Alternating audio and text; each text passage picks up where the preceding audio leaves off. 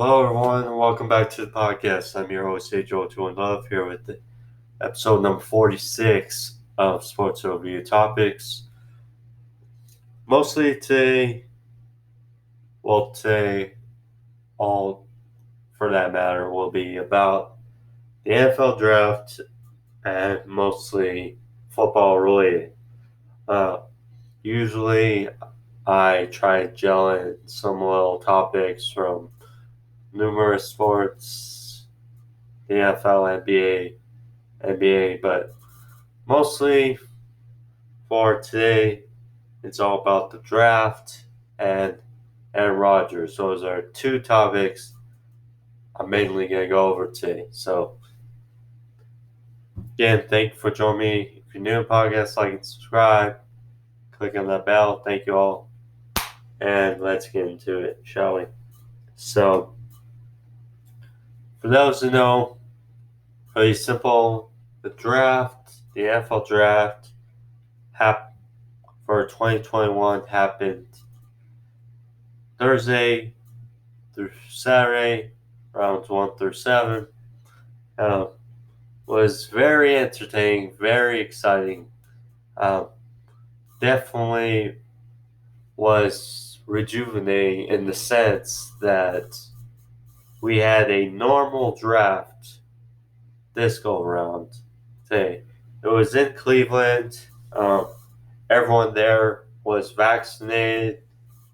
The commissioner was vaccinated. All the prospects that were in the green room, they were vaccinated.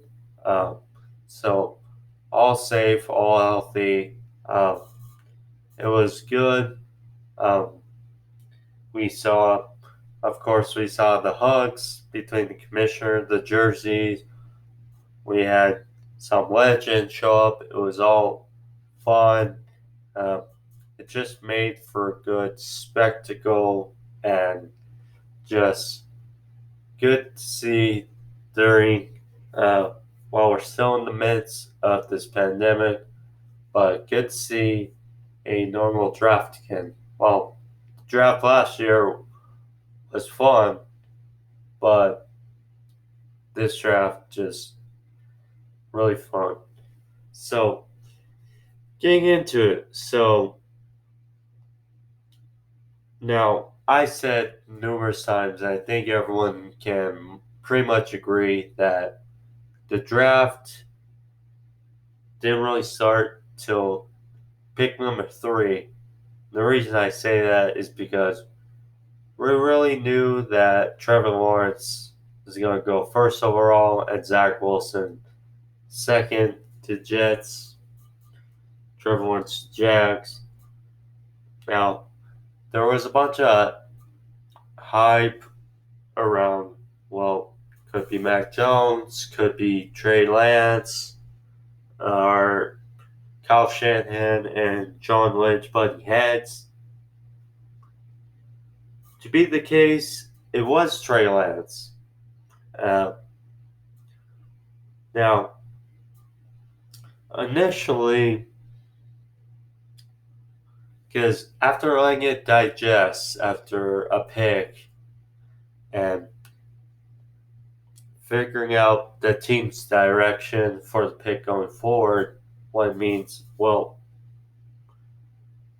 Trey Lance still isn't a finished product, and Mac Jones is a finished product. So you think, okay, with the team still keeping Jimmy Garoppolo,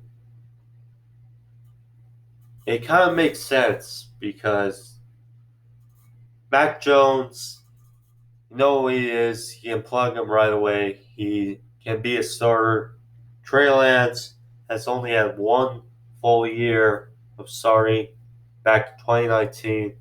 So it makes sense keeping Jimmy and letting Trey Lance develop. And then if, say, Jimmy goes down during the year, then Trey Lance is hopefully soon enough to ride the ship the rest of the way. So a little bit of shocker, but kind of makes sense. Kyle Pitts going number 4 to the Falcons. I mean, makes sense. I mean, we all pretty much know they need to solve their defense, but considering how people, including myself, were pitching that say at the spot they could take a quarterback for the future, but after hearing of the talks about possibly Julio Jones being traded, this pick of Kyle Pitts kind of makes more sense because it gives another dynamic target for Matt Ryan and the Falcons, assuming a trade is made for Julio. Plus, you can line Kyle Pitts pretty much anywhere on the field. Tight end, wide receiver, mix and match, but makes it. The first pick, however, where I think everyone was scratching their head was Jamar Chase at pick number 5 to the Bengals. The reason why I say that is because we all know about Joe Burrow, him getting creamed against Washington last year, and unfortunately ending his really good rookie season early.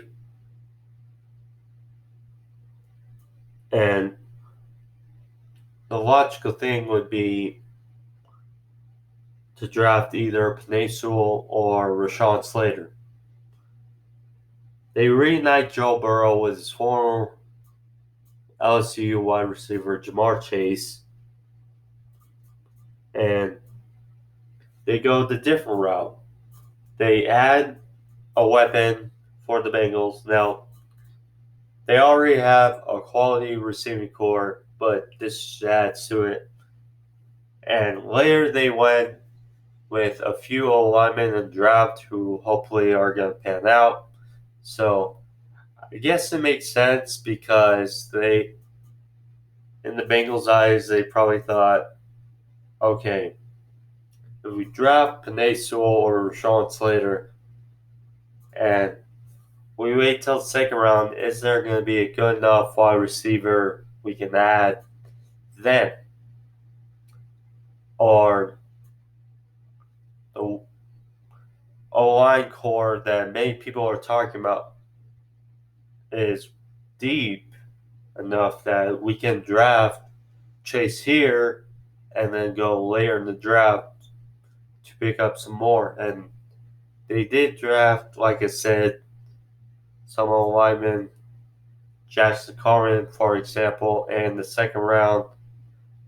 So hopefully those panned out. Of course, they got Riley Reef. So it hopefully works in the Bengals' hands.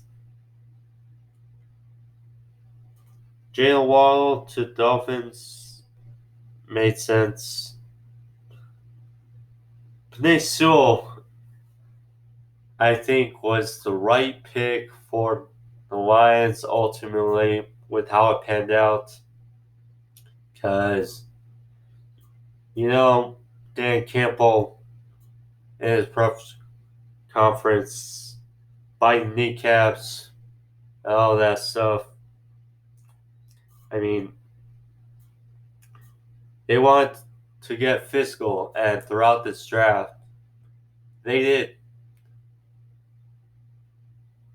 So, hats off to Brad Holmes and Dan Campbell getting a lot of big men in the trenches to help start the foundation of their team. The Panthers, after having a great defense draft last year, was a bit different because they drafted J.C. Horn, in which people thought, including myself, perhaps getting an lineman to protect Sam Darnold, but they opted not that way. Went J.C. Horn in the first round. They did get Terrence Marshall later, which another interesting pick because they have DJ Moore and they have Robbie Anderson. So perhaps they can put Terrence Marshall, or excuse me, not Terrence Marshall, DJ Moore on the inside, and they put Marshall and Robbie Anderson on the outside is a thought. The Broncos, I thought, had a decent draft as well. They got Patrick Surtain, their first round pick. They moved back in to get Javonte Williams, who was another solid pick, as well as Quentin Miners, who, for those who don't know, played the Division III football, and now he was the guy that was making those videos, those weird videos of him working out. But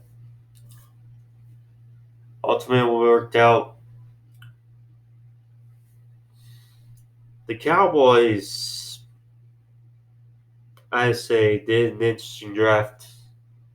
They trade back with Micah Parsons, or to get Micah Parsons with the Eagles, who traded up for Devontae Smith. I mean, they doubled up on the secondary. I will say that. We'll see. So, then we had the trades. The trades started coming. Justin Fields to the Bears. Now, you had the thought that the Bears, with Andy Dalton, Nick Foles, they probably had trade up, and which they did with the Giants, moved from 20 to 11. Fields kept falling, and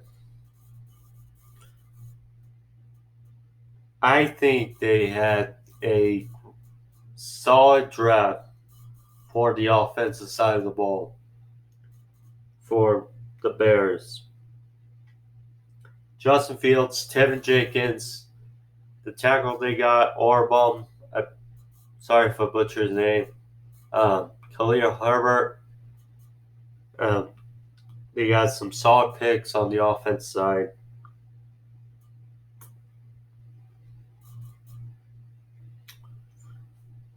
I mentioned the Cowboys. At 13 was best case scenario for the Chargers, because Rashawn Slater, he kept falling and falling. Ultimately came to, because there's always some top prospects that end up falling to good situations. So that worked out for the Chargers, and they build more around Justin Herbert. Rashawn Slater now on the left side, you got Matt Filer and Corey Linsley. Then the 14, another trade. Elijah Vera the Jets traded with the Vikings.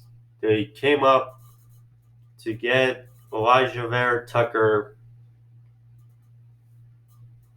guard out of USC. So they also had an interesting draft for the Jets. Elijah Tucker to pair up with Malachi Becton on the left side. Michael Carter, running back. I'll get more into who I think won after I get through the rest of the picks of the first round, but yeah. A pick that I did not see coming. Now, when I say I did not see coming, I did not expect him to fall this much, although I did see him in a couple of my drafts. I did not expect him falling here.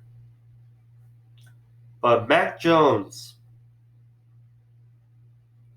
15 to the Patriots. I mean, it was a possibility. I was asked about who I really think the Patriots could draft at 15, but because we re-signed Cam and we have Sim, but not really paid a handsome amount, so it makes sense. And when you look at our offense side of the ball, have a solid line, solid running backs, two solid tight ends, and we got some receivers. So worked out in the end. Good pick by the Cardinals at 16. They got David Collins, linebacker out of Tulsa. Alex Leatherwood was another head-scratching pick this time by the Raiders. The Raiders, we know, have traded a bunch of their old linemen away from last year. Now they had some holes to fill, so it fills a hole, but again, the reach. Jalen Phillips to the Dolphins at 18, solid pick. Jamin Davis, who is coming up draft boards, he went to the Washington at 19. I almost said that R word, but nope. So you compare him with John Bostic. It kind of works. And I think they lost Ryan Anderson, so that's another thing. Giants at 20, they got Kadarius Toney after that trade with the Bears. So when you look at the Giants, it's really interesting.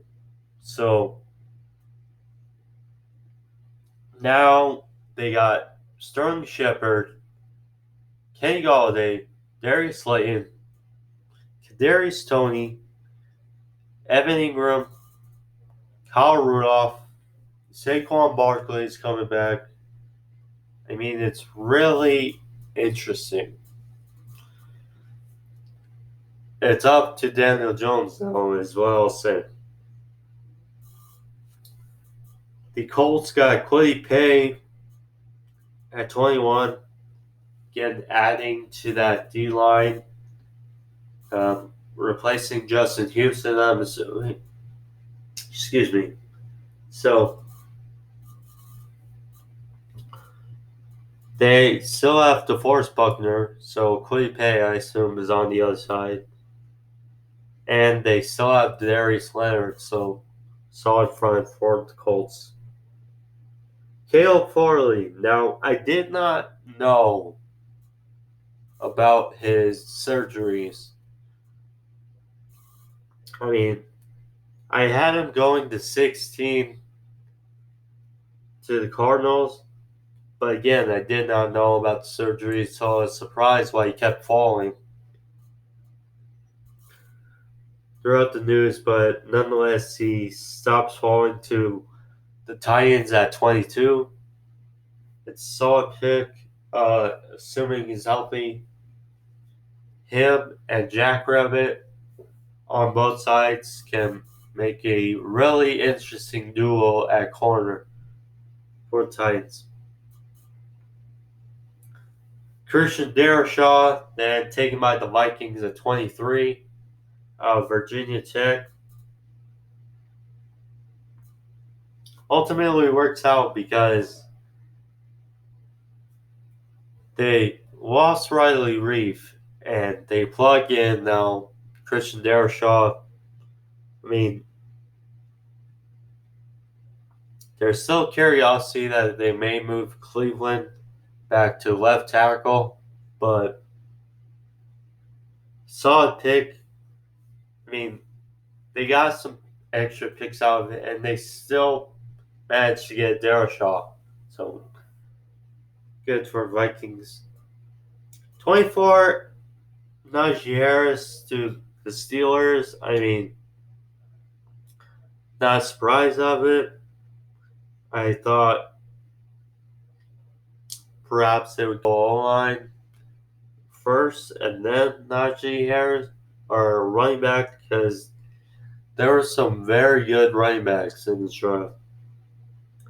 So, but they opted running back first. So, then followed by Jaguars keeping Trevor Lawrence with his Clemson running back Travis Etienne at 25.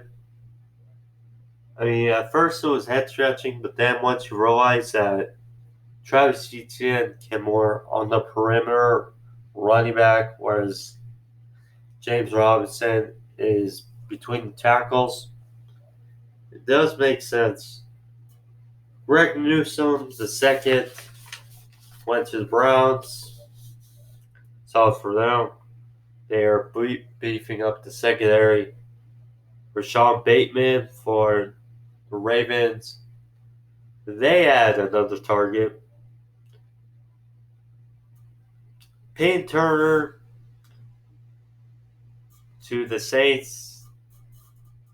A weird pick, but I guess mostly about the future with Marcus Davenport. They picked up his fifth-year option, but they'll see about that.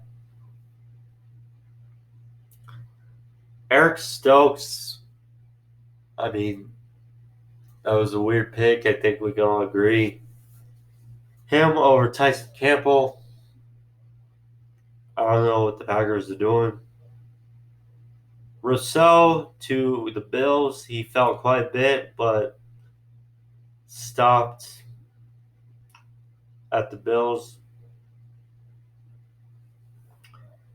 Jason Owe to the Ravens. They get a wide receiver. I almost said running back. Another wide receiver to complement Lamar Jackson. And they get another pass rusher. Good for the Ravens. And then to finish out the first round was Joe Tryon to the Buccaneers. They add another pass rusher. I think it's mostly about depth and think about the future.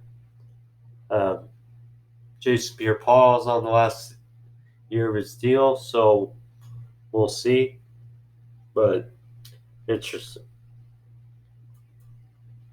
Ultimately, when I look out at all the drafts, I think Jaguars did a heck of a draft.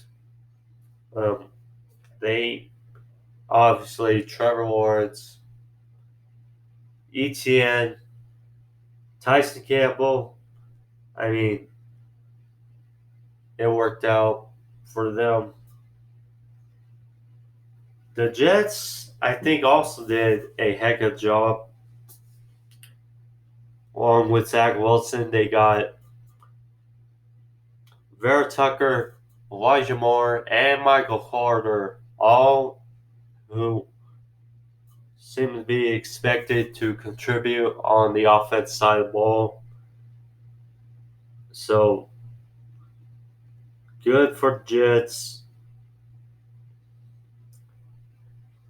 The Bengals, I'd say, did a nice job as well. The Lions,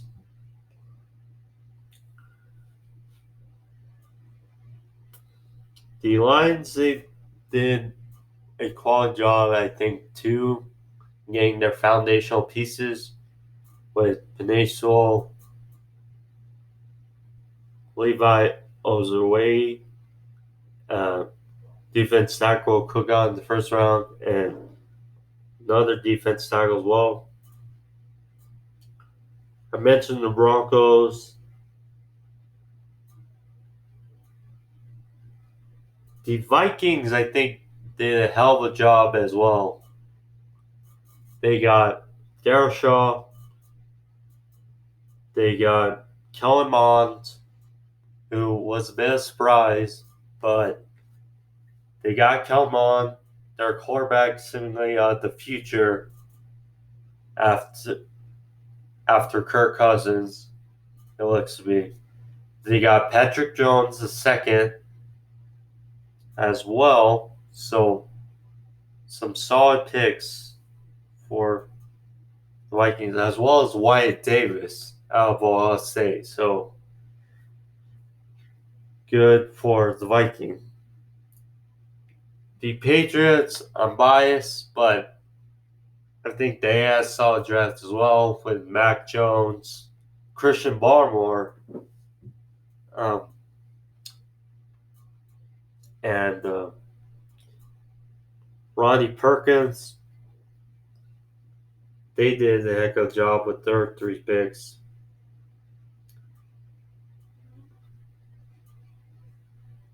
The Raiders, so and so. I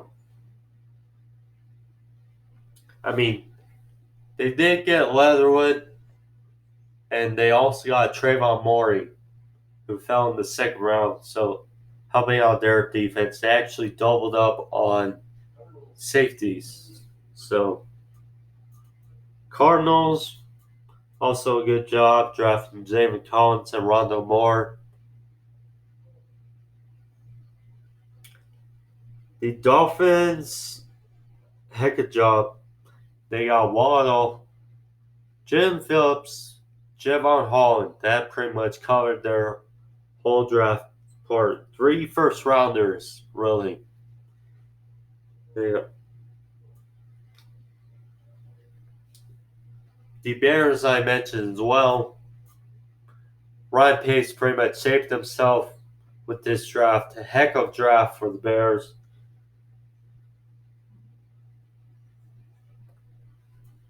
The Titans, I think, did a pretty good job as well. Provide the health. Caleb Farley.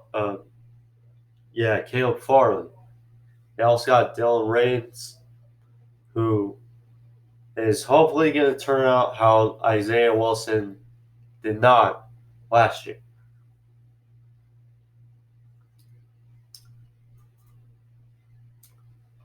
Steelers did a decent job with Harris, Frymuth, and to O-line. Did a good job as well. The Browns had a heck of a job getting Greg Newsome and Karamoa. Those were their big pieces of the draft who fell to them at pick number 52, adding to that defense. And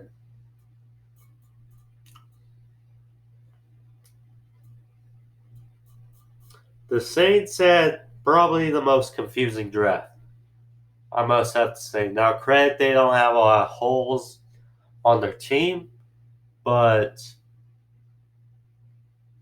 still, their draft was confusing. The only real notable player they really got was Ian Book, but we'll see how all these pieces turn about.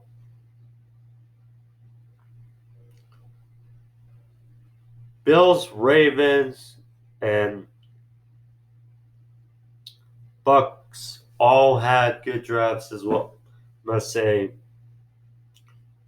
for the Ravens, they got Sean Wade, they got Rashad Bateman as well, Jason Owe, solid picks. The Bills they doubled down on pass rusher, I must say, so they're beefing up. And then the Buccaneers, they got Tryon and Kyle Trask, quarterback of the future.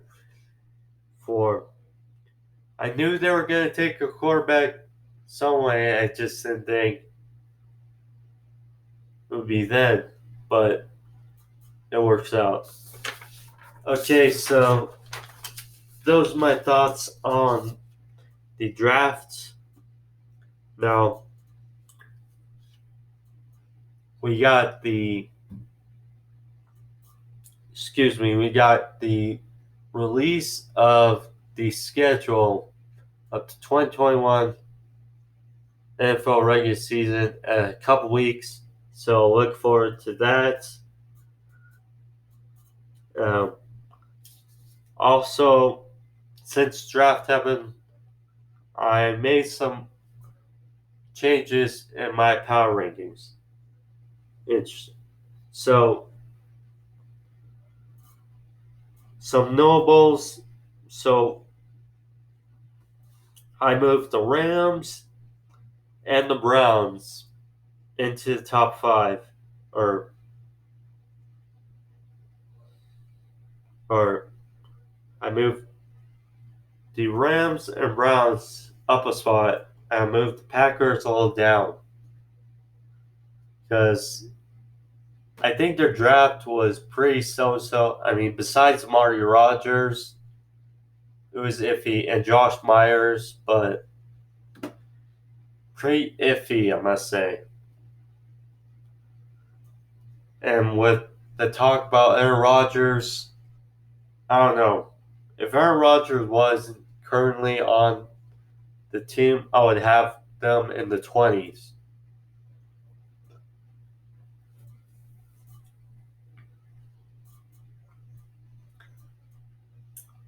I moved the Titans up 3 spots because I thought they had a heck of a draft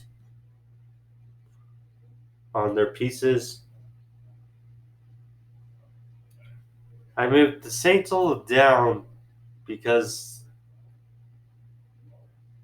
they're still in the top 10, but if I moved Washington and the Giants up a few spots, I put Washington in the top 10, and just behind them I got the Giants, yes, above the Seahawks.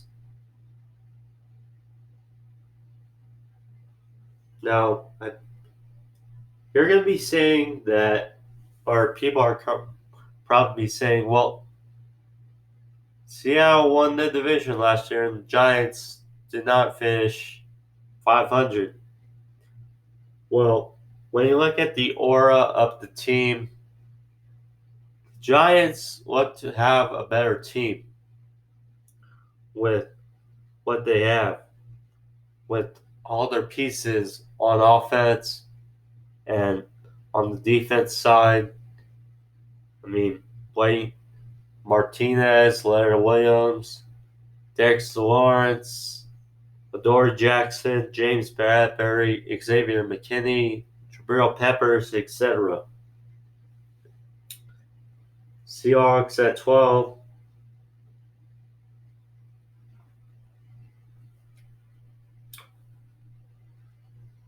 I did move the Bears up a couple spots because their draft, I thought their draft made them a little better. I moved them up at 17.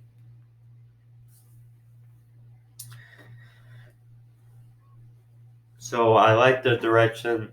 Same with the Dolphins. I moved them to 18. The Vikings, I moved back a little to 19, though. And then, as far as the latter part of the rankings,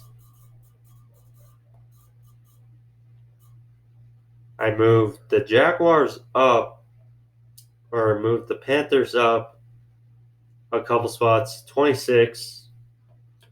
I moved Jaguars up a few spots, 27. The Jets up a few spots, 29. And the worst team I have right now is the Texans. I mean, they just look like the worst team in the league right now. With, but I mean, the Eagles seem to at least have Jalen Hurts and Devontae Smith, but Texans, they drafted Dave Mills. I mean, good pick, but it's just odd, very odd. So there's that, and last thing I want to talk about was Aaron Rodgers. So the news kind of escalated draft day, right before the draft, that Aaron Rodgers is unhappy and he wants out of the Packers. Now, for the last few weeks, he has developed or ring the trade, not the trade, but the contract negotiations on with the Packers. Obviously, we know last year they traded up to get Jordan Love. Now, of course, that seemed to light a fire under Aaron Rodgers, and he won the MVP, but they came up short of making the Super Bowl. So it was almost like all for naught. So now he's come out and said that, well, not specifically, but the rings around the NFL are that he wants to be either a Raider or a Bronco or possibly a 49er. I think that 49er bridge is not happening. I think we can all agree, though, that the Broncos seem like the better fit for him. Because now the Raiders have solid players on the offensive side of the ball with Josh Jacobs, Henry Ruggs, Hunter Renfrow, Darren Waller.